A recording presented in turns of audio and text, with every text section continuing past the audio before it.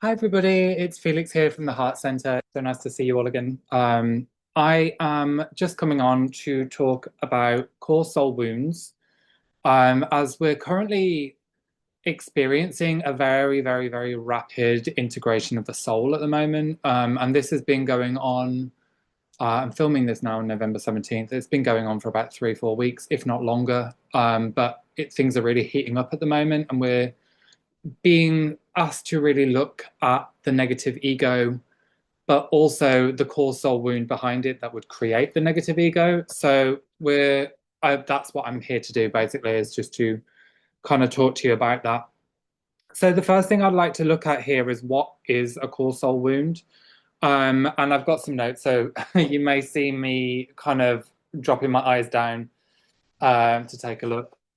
Just yeah, have a look at those things. Um, a core soul wound is a deep wounding that's basically impacted the development of the soul's growth. So oftentimes the soul wound will have began in the higher stations of identity, like the oversoul or avatar layers, and this has had a prolonged, complex post-traumatic stress around it, like a complex trauma around this that has basically kind of uh, repeated over and over again and basically degress that consciousness. So this impacts the evolutionary state of the soul, um, or that station of identity at the time, and basically kind of puts it into a state of digression. So a lot of times we're looking at this situation and basically seeing how it is basically descended for consciousness into denser environments. So its molecular structure has changed, its geometric structure has changed, and the composition of the light itself has changed. So when we're looking at it from a kind of fourth harmonic universe, it's going to be a liquid crystal light density. So it is plasma, it's liquid. And then the station beneath that, it becomes like a solid crystal or a light crystal. And then beneath that, it would be a carbon crystal matter. So it's like a semi physical. And then the layer beneath that would be where we are, or where we're currently residing, and that is carbon based, and we are physical. We hold, weight to our bodies. Whereas in the higher states, they become much lighter, they become much more fluid, and they hold a different structure to where we are. Okay, so the wounds that we've got at the soul level, they basically play out within fragments of our own personality, and we experience this on day-to-day encounters when we're kind of going through having a kind of maybe like a stressed or a difficult interaction with somebody, where we're having to kind of align our consciousness out of reaction and into kind of peace or communication and non-reaction. So these different experiences, you may notice that when we have them, it's like we they'll be far between each other, but we'll tend to encounter quite a lot in our lives. And this is because that we're going through and rehabilitating multiple layers of the structure and multiple things in one go. So if we're given it all, if we're given everything all in one go, it can become very overwhelming to the system, and that basically knocks us back into a state where we're unable to kind of communicate, or we effectively can somewhat not recover from these traumatic experiences, these traumatic interactions. So in the personality level, we tend to given more like small and regular, or maybe not even regular, maybe irregular. It depends on how much peace you've created in your life. So, in my earlier years, it was quite consistent. It was quite regular, but also I'd taken on quite a lot in my own personal soul development to it would be to rehabilitate at the time, but it didn't really work out that way because I didn't want to see it and I didn't want to engage in it. So I just wanted to party. So, these things will kind of play out where you are given opportunities and given yeah, the opportunity to kind of change your behavior, and you either find a way to do it, or in my case, you run away from it, um, back then, um, and find a way to kind of negate the feeling of the situation. So these opportunities are there to help us rehabilitate ourselves and align our consciousness to light, and to then therefore repair the smaller wounds that fix a larger part of the system, but it's more little and often. So that kind of got me on questioning, which um, I've been doing for a long time already. I just needed to kind of get this into a structure where it's easily digestible and understandable. So I've kind of sat here thinking about this now, and obviously I'm preparing for my second course, which is the Structures of Healing Level 2, going into the soul. Um, and there's a lot to integrate with that. So I'm kind of having to pull from a lot of life experience to kind of put that into order. So my next question is, what would happen if we were to skip the personality fragments and go straight for the soul? And this can be done, absolutely. There's so far I'm looking at two different ways. One of them is you scan your own personality, you start to identify the regular triggers that come up and start to pull these up to the surface, and then trace it back to the soul, the oversoul, the avatar, wherever this began. So you can do it that way, and that's probably the more sensible way to do it if you are more of a beginner, or you're still kind of finding your footing with getting into more heavier fields and more complex consciousness. So that way is really great, just to kind of open out the information and really look at it and start to study yourself. And I think it's very important for anybody to play around with it that way. Because ultimately what that's going to do is it's going to train you to start spotting trends. Now, one part of my 3D job was a fashion designer, so I had to really look at trends very deeply. And I say that I had to. I didn't really do that very often, to be honest, because I just kind of created what I wanted to create because it was corporate and I was bored with it. But I was able to spot some kind of trends within that process and be able to kind of isolate the layers of issues that stood out that would draw my eye to it. So on that level, yeah, it kind of worked. And it was only until I got in my new job, which is the healing job, that I was actually able to really kind of understand why I was doing that and putting this all to good use. So anyway, I digress. So you can go down the route of studying your own personal traumas. You can go down the route of studying your triggers and then pulling up the information, coming to the themes of it. Well, what are these themes? And then referencing them against the soul and seeing what comes up around the soul. Now, the other way to do this, and this is the way that I like to do this, is to go straight to the soul and ask the question of, what are the core wounds of the soul? What are my core soul wounds? This has been a really great tool to go directly to this information and start to pull up the layers behind what the damage was with the soul. So when you can kind of go into this way, yes, the impact is going to be greater because you're going to be feeling more and understanding more and aligning more of the information in front of you, so you're able to organize it and pull it out. When you're dealing with it on that level, you're actually targeting a mass of the personality rather than just little fragments of the personality, drawing it together and then going up to the soul. If you go straight to the soul, you're basically highlighting all of these different areas that are playing out this same wounding, and then being able to heal it from that side. So understanding what is it that you need to do to meet the needs of this soul aspect. And I'm putting my hands up here just to kind of make it look like there's a kind of separation from you, as if it's higher than you, but it's actually not. It's actually within you. So, but it's going to be quite difficult if I'm going to stick my hands in my chest right now. So right? So basically, if we were to look at the soul, access the information of the soul, and see what it is that that soul is holding as the core wound, and then starting to break it down from that perspective.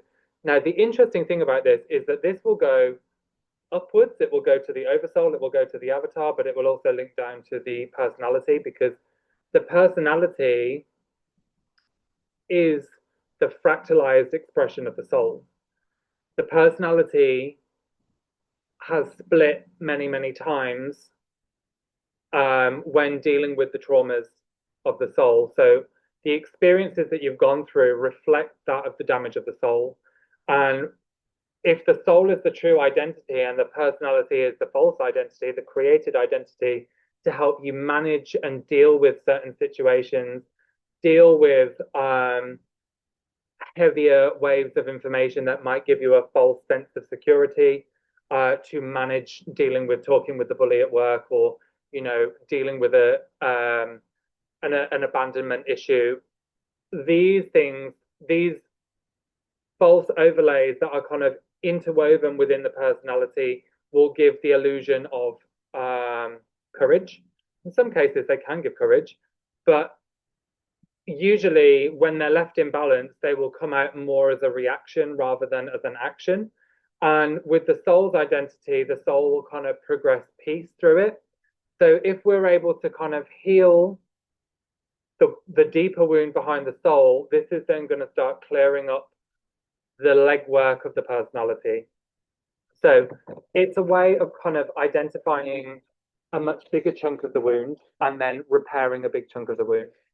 So understanding a big chunk of our universal history will really help with supporting your questions to the soul of what is the core wounds that are held within your soul, because a lot of these wounds will be generated, like I said, in the higher stations of identity, where we've gone through different states of events, and this has then fragmented that station of identity above the soul, and it's digressed down into a soul form, and then it will digress down into a personality form.